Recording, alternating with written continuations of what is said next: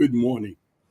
And once again, I'm honored to have with us Coach Ernest Fennel. And things happen for a reason. Last week we had a couple of challenges technical wise, but we didn't quit. I'm looking forward to sort of redo and renew this broadcast. And without further ado, let's welcome Coach Ernest. Welcome, Coach. Great morning. Good morning, dear. For some reason, when I hear the word coach, boy, does that stir something up in me. And I miss coaching. It's just something that I believe God placed in my heart. So to hear the word coach, to sort of share with you why you're here and what does coaching really mean, I'm just grateful because it awakens a true gift inside myself. So let me ask you this question, Coach. Coaches are supposed to be people to find the best qualities in one athlete or whoever, to edify, to sort of guide, but also to encourage so people can be their own coaches in their lives. When you hear the word coach, what does it mean to you? Um,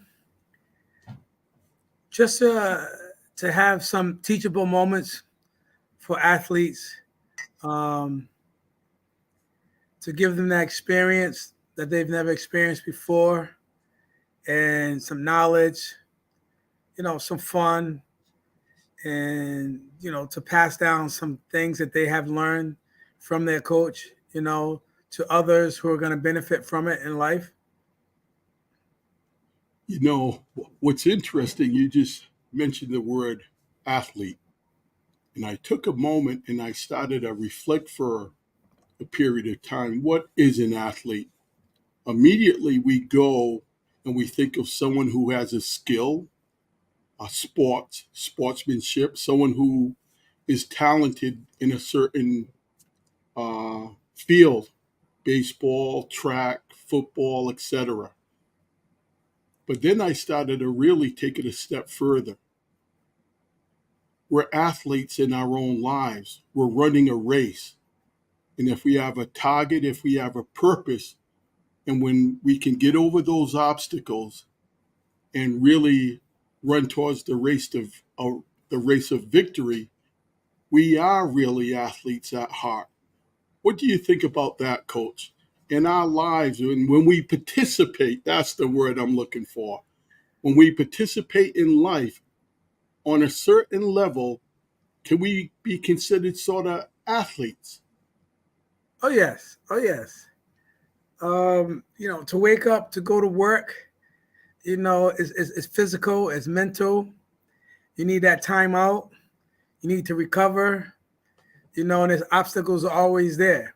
Whether it's the task at hand at work, whether it's your coworkers, it's that's a great analogy. Life, work. You're considered an athlete because you have to keep maintaining, keep producing.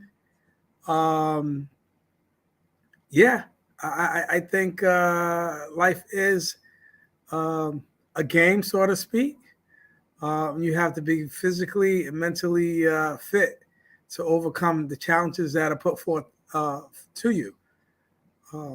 So, not sure if I answered. I think I answered. I'm not sure if I answered the question, but what I think of it, it's a challenge, and I'm up for it. I'm here. Hey, Coach. Now, I'm an elder coach. Let's put it this way. Okay. When you just said, I think I answered that, Coach, in that one moment, whatever came to your heart is the correct answer. Okay. Remember, I'm an elder coach. Right. And I'm only sharing some of the things I went through in my mind. So in that one moment, if it was from your heart, Yes. you gain victory.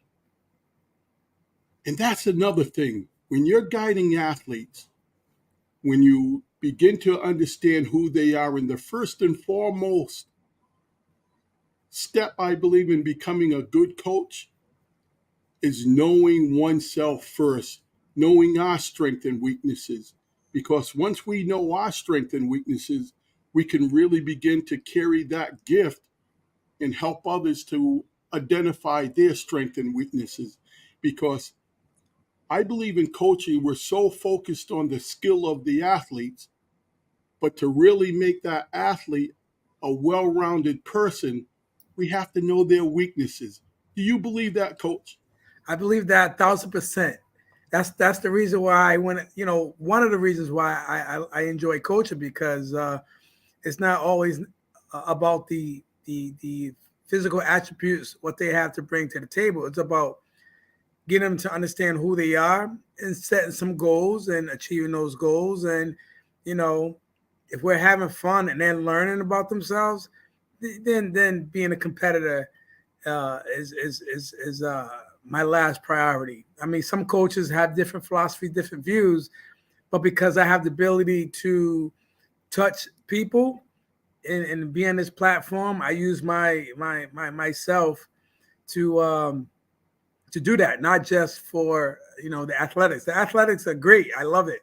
I'm a competitor, but because I have the ability to get athletes and kids to understand themselves and learn about themselves and to better themselves, become a well-rounded person.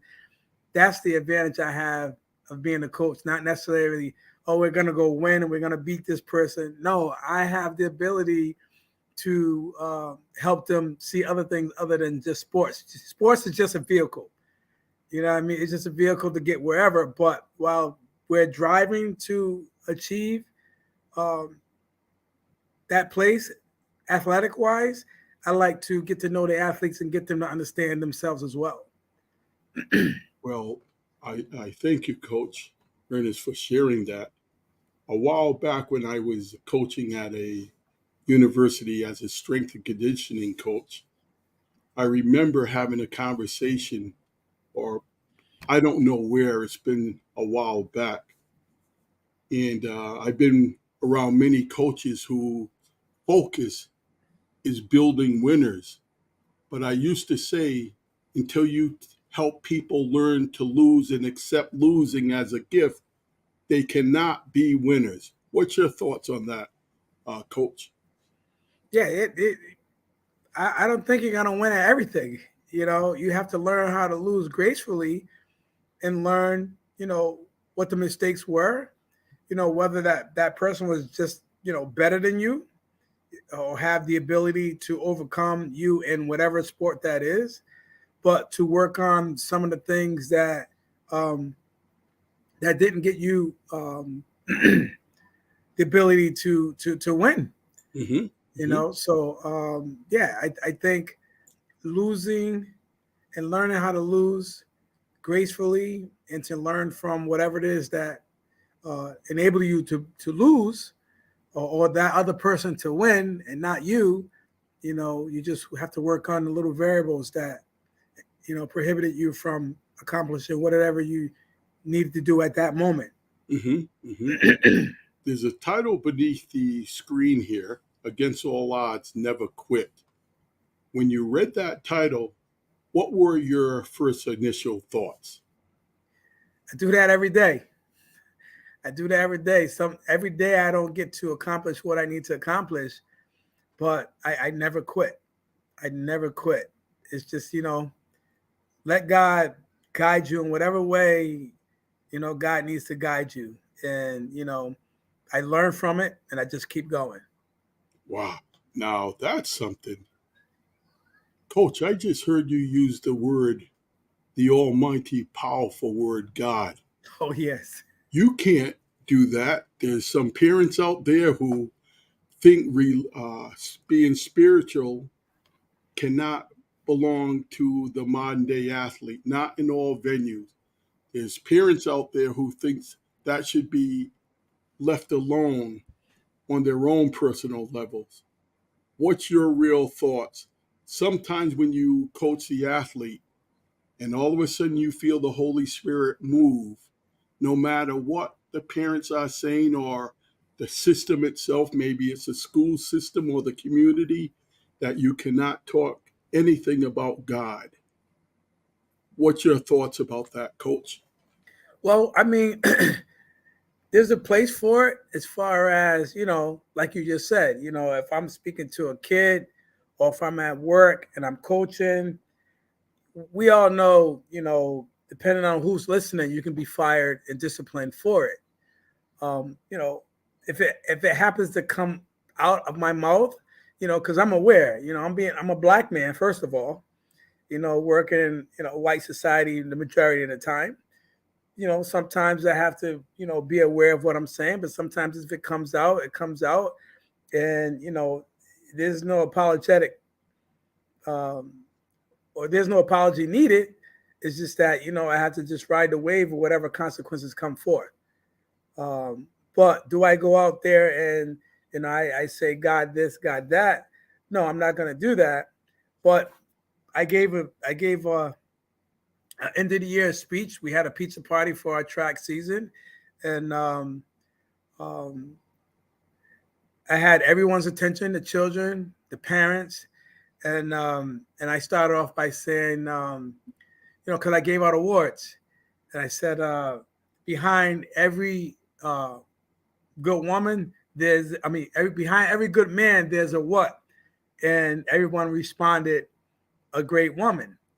And I said, because of God, my wife has been a great woman to me and supported me. So there was no shame in my game at that moment when I had acknowledged not only was my wife, my backbone, God was able to, support her and give her the strength to help me continue doing what I'm doing, because my anniversary lies around some of the championship time, and, I spend it coaching. But because of my wife and God, they're supporting the three of us, well, our family, I'm able to continue doing what I'm doing, which is Wow. my passion. Yeah.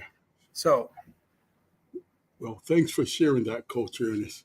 And again, I'm really listening to you. Remember when Muhammad Ali used to say, I am the greatest? He kept on saying it over and over and over again. And after a while, he believed it. Words have power. You mentioned earlier that I am a black man. You are. But you're even more than that. We're spiritual beings made in the image of Christ. In our spirits, that's the I am part of us. We happen to come to this world, and our gift was this body, which happens to be, both of us, a body that has color and beauty.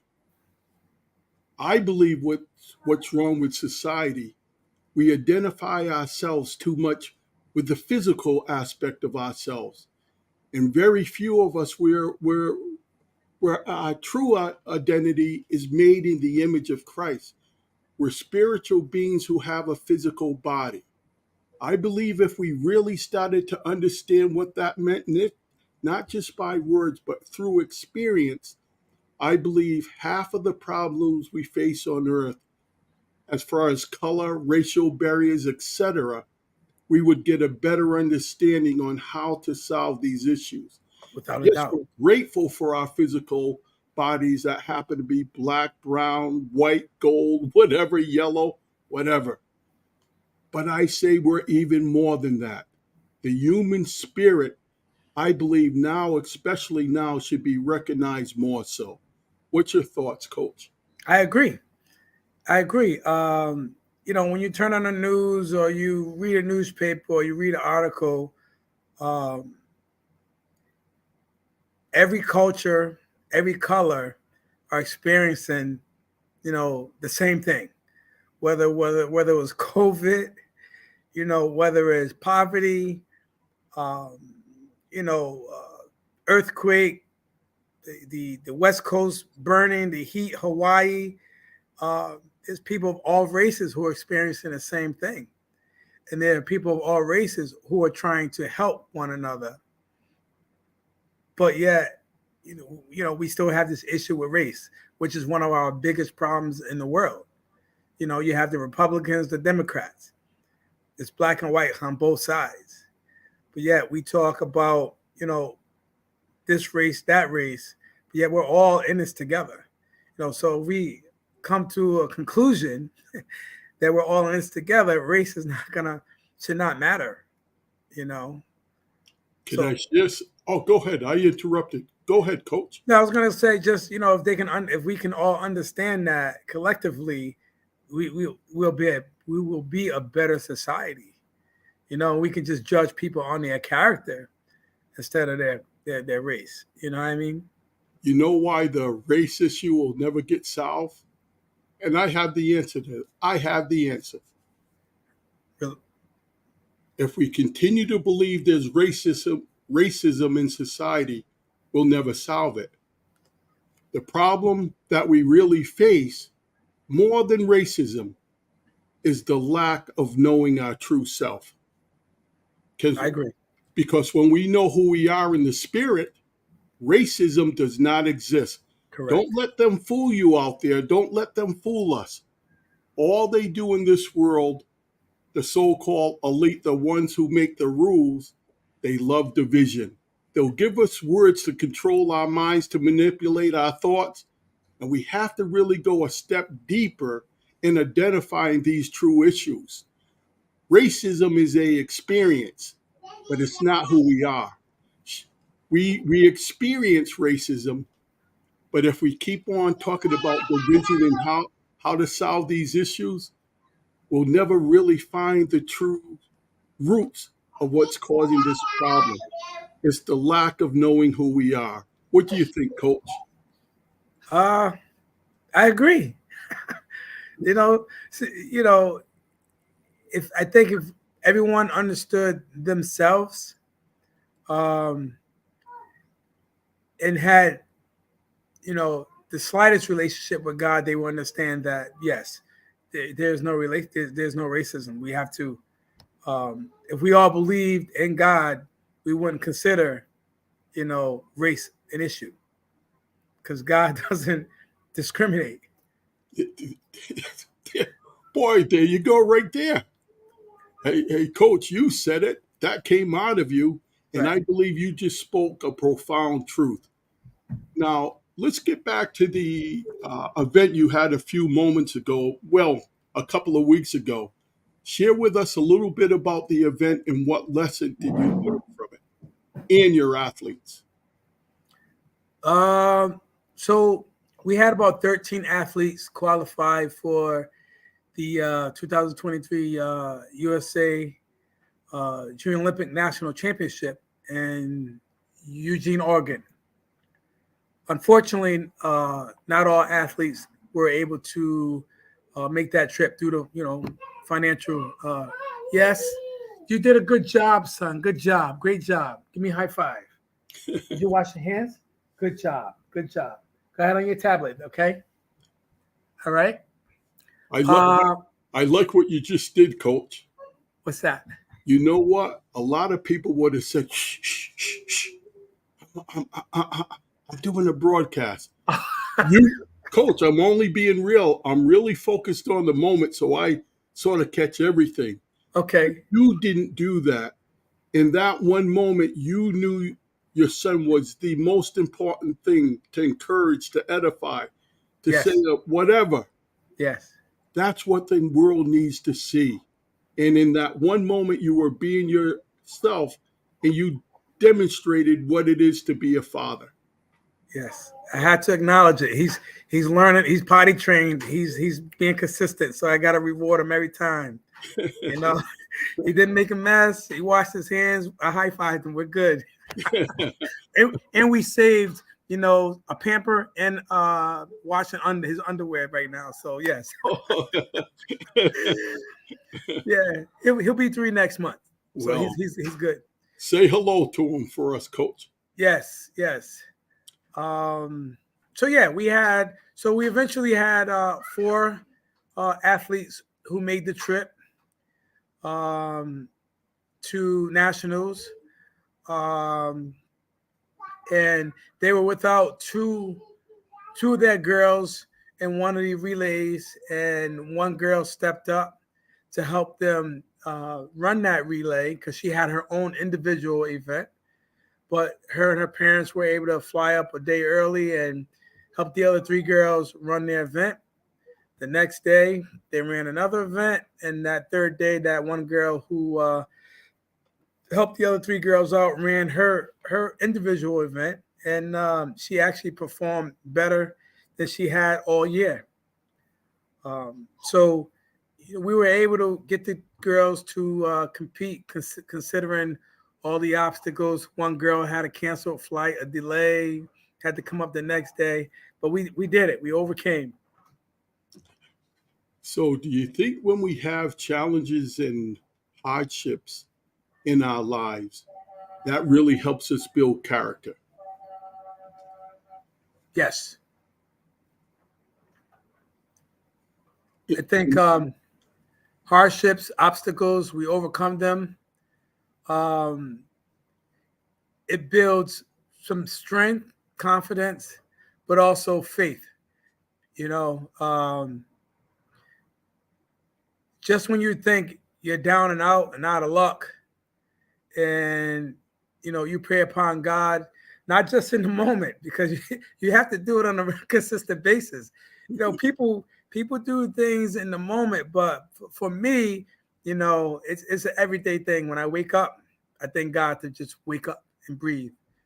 To kiss my wife, to kiss my son. I make it through the day.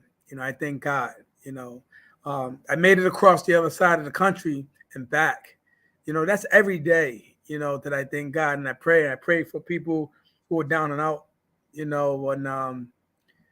I just don't wait for that moment. And I think that's why, I continue to be, how can I say, beaten.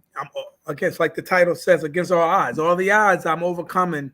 There might be some setbacks, like we didn't bring all 13 kids, but, we overcame with a few, and we just keep praying and having faith that it's going to get better every single time, So, So, you mentioned now, were these did you say it was the Junior Olympics? yes, the USA Track and Field Junior Olympics, they have it every year, different states. And from East Providence, there was a select group that qualified for the Junior Olympics. Yes, from Rhode Island.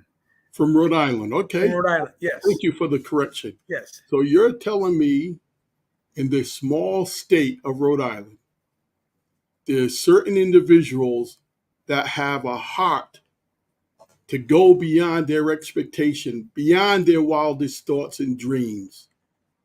Do you believe all people determined, that's the word I'm going to use, can have the same passion and enthusiasm to create the purpose in their life that God gave them? Do you think that anyone with that desire can achieve that purpose? Yes. I think not just the athletes that I coach, I believe other people, if they had the enthusiasm, can achieve as well. Because the athletes I brought, I met them for the first time. It was their first time meeting me. And, I set the expectations. I coached them every day. They were with me 3 to 5 times a week. And I kind of coached and guide and motivated. And they've never been a part of my program, or never, let alone participate in USA Track and Field. So for them to participate and have faith in what I was doing, and themselves, they were able to accomplish that feat. Can I share something with you, Coach, for the short period of time that I've known you? Yeah. And correct me if I'm mistaken. So in my mind, not knowing you for a long period of time, I can see you're no nonsense, but you're also flexible. You want to be able for the athlete to come and share with you anything, but you require respect for not only yourself, but for everyone on that team. You believe in structure. You believe in organization. You believe and hard work, meaning you hold that athlete responsible. And you even talk about, or you have the ability, maybe not knowing it, to talk to the athlete, especially the youth, that in our society, people blame everyone for their life circumstance, but blame gets you nowhere. So you're really a person that likes to build the character of an athlete that will carry that athlete to success in the rest of their life. Correct. You hit the nail right on the head. That's what I believe, and that's what I do. I'm like most of the athletes don't have structure and discipline. They need that. I know I needed it as I was growing up. I needed consistency to be able to function. I needed structure and I needed some discipline. Now it comes natural. So I like to instill that in other athletes because if they don't have the structure or the discipline, that's all they need to thrive. Why not instill it in them at a young age or a later age? Because they all, sometimes I get 13, 14 year olds who are stuck in whatever situation they're in, but they're not at home. It's a different environment. So I try to take them out of that environment, put them in another environment so they can take what it is they're learning from me and just utilize it somewhere else. Sometimes it's difficult because sometimes they leave you and they go back to the same environment. But the more the consistent they are with coming to my practice and learning that, it'll help them go back and implement it into whatever it is they're doing. And sometimes they see the difference and they change. I tell you, sometimes my wife says to me, I, I don't know, not so much I don't like compliments, or maybe I'm shy, but at the end of the season, it was like so overwhelming because some people came up to me, they were like, thank you so much. You did this, you did this. I'm like, nah, it's not a big deal, but for them, it is a big deal. Someone told me it is a big deal because we would not have accomplished this without. So I take it in stride. I've been doing this for 32 years. So every year is different, and every year I'm like, okay, all right, you're welcome, and I just keep doing what I'm doing. So That's a form of humility. And I understand what you're saying. When someone gives you a compliment, you sort of push it away. But here's why I'm able now to receive it more so.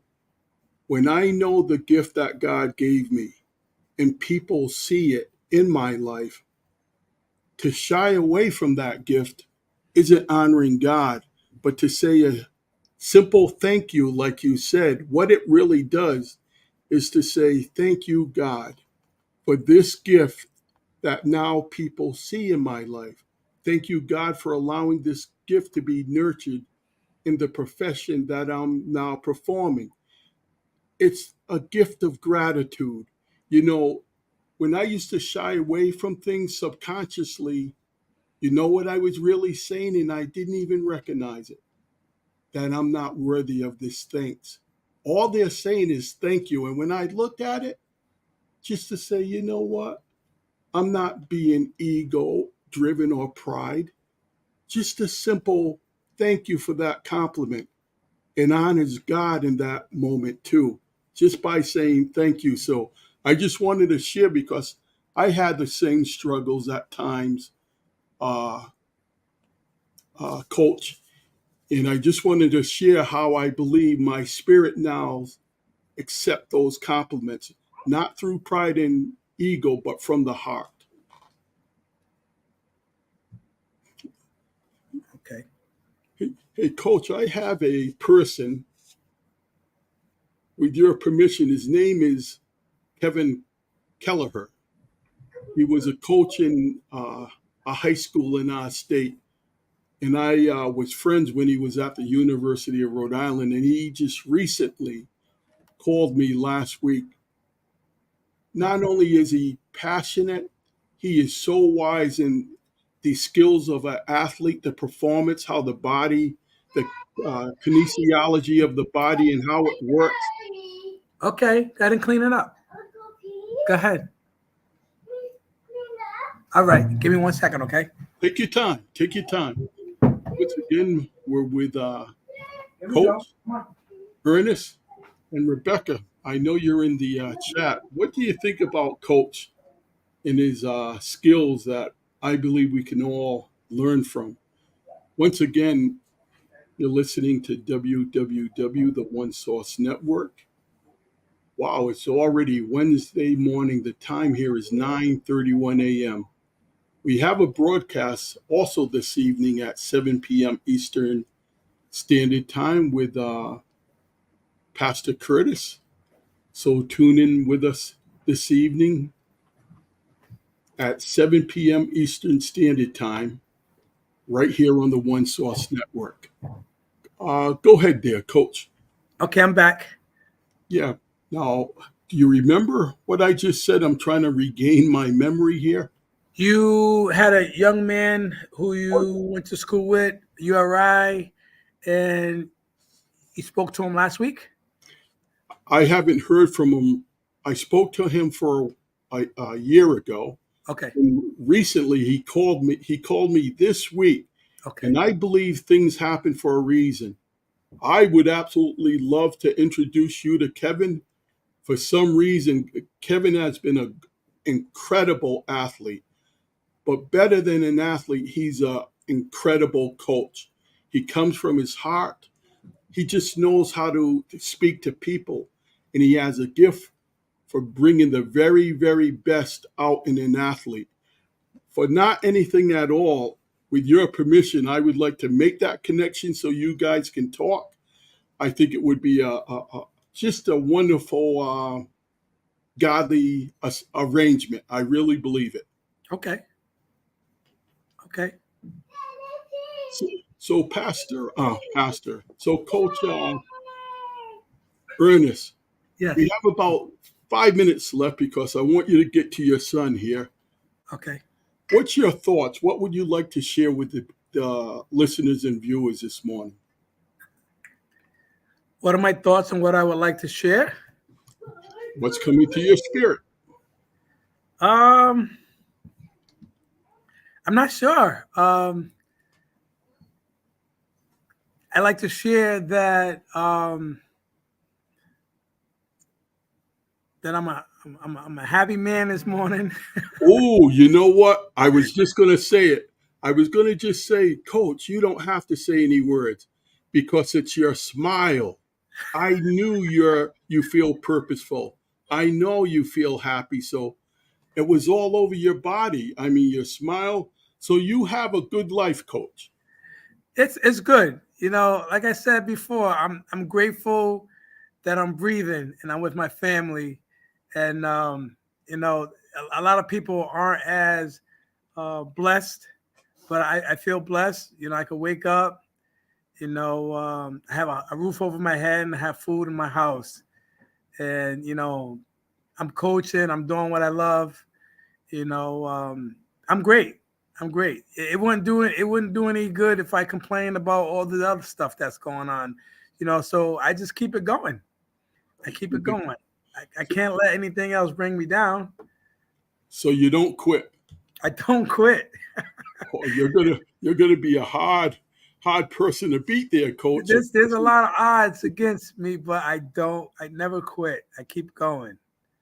Well, Coach, I'm sensing maybe for the next few months up to the holidays, I would like to invite you on for a few moments just to see how you're doing so people can be more familiar with your program so they can help you out. Okay. So, again, I feel in my spirit maybe once a month. Can I give you a call? Say, Coach, do you have any time available to share with our audience what's happening in your club? Without a doubt, yes. I'd be up Okay. for that. Okay. And what's the name of your club again? And how can people find your website? The name of my club is Fast Track, all capital letters, 2 words. My website is www.fasttrackri.org. That's www.fasttrackri.org. Hey, Coach, when you're on top And boy, I love coaching. Shared with my wife the other day, I miss coaching so much. I'm finally realizing how much I miss coaching. I have a question for you. Yes. When an athlete is on top of the mountain, how can they go on knowing that they're on the very, very top? I got a wise answer for this one, Coach. Okay. Okay. So when an athlete's on top, how can they keep on going? Yep. I tell them to continue doing whatever has gotten them there. So I'm pretty sure faith and hard work has got, well, I know faith and hard work has gotten me to the top. So that's God, that's faith, and that's hard work. So if there's an athlete that's at the top, they need to continue whatever gotten them there, whatever has gotten them there, which I'm pretty sure is God and faith and hard work. Wow. Thank you for sharing. I got something to share with you too about being on that top, Please share. that mountaintop. When you're on that mountaintop, you look to the left, you look to the right. And one thing you notice, there's other mountains that have to be climbed from the very bottom up to the top. And the lesson I learned from that, never lose your passion. Don't consider being on top better than anyone else. And always allow humility to be the guidance. And never lose track that number one is only a mindset. It's a belief system. But being able to exercise the human spirit and notice that we're always going to be climbing something, and to realize there's really not a number one because Jesus himself is the only number one. But the gift of a true athlete, someone who is on top, is to notice being on top doesn't always last forever. So I keep those thoughts close to my spirit, because with every mountaintop we climb, there's other mountains that we can see on that mountaintop. So again, it's just things to share, things to consider, and things to keep us very, very humble in life. Okay. Will do. So, Coach Ernest, it's really been a pleasure. My wife reminded me of this interview last night, and I shared with her that you text earlier, so I know it was God bringing us together. And anyone who helps the children, especially in this world, who takes the time and have the heart to help, I believe now we're meeting that person. And if anyone out there feels that they would like to help Coach Ernest with whatever they need, equipment, so much is needed to nurture these young youth, because they're going to be the leaders, I believe, in the very near future. So I thank you for taking time with us, Coach. And once again, share your website, please. My website is www.fasttrackri.org. Well, once again, we thank you for your time, Coach. Thank you for having me. Much appreciated. God bless you. God bless. Thank you.